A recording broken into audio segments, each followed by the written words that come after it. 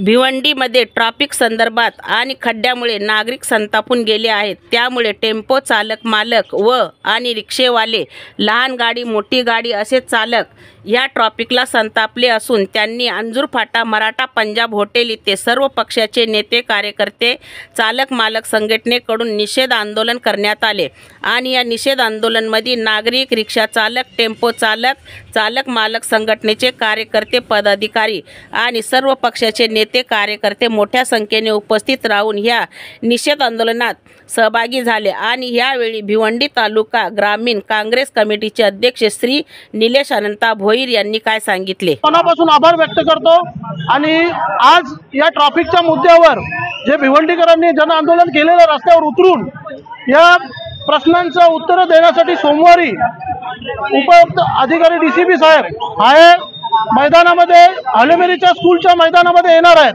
तर प्रत्येक नागरिकाने एक अर्धा तास का न हो पण स्वतःच्या मुलासाठी आणि जनतेचा विचार करून तिथेशी मैदानावर येऊन तुमच्या काय समस्या असतील, इथल्या समस्या आता त्यांनी जे बोलले आहेत की पावत्या फाडणाऱ्या जो अधिकारी असेल त्याला तात्काळ आपण निलंबित करावा, ही आमची पहिली मागणी आहे साहेब। दुसरी मागणी अशी आहे का जी 40 फुटी कंटेनर कालवार मार्गे आणि मानकुली मार्गाने जे पाठवता त्या बंद तात्काळ आताच्या आता साहेब निर्देश काढा, त्या बंद करा।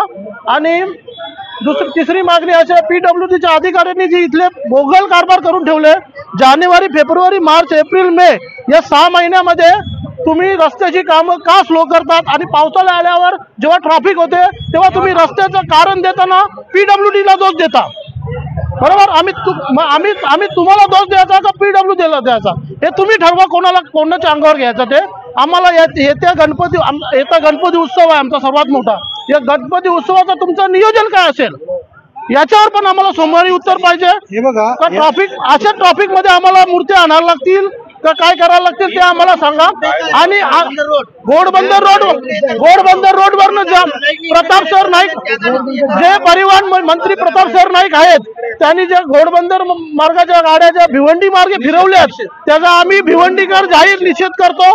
त्याचं कारण असं आहे का त्यांची ओला माझीवडा जी विधानसभा आहे त्या जनतेला त्रास नको आणि भिवंडीकरांना त्रास झालेला चालेल।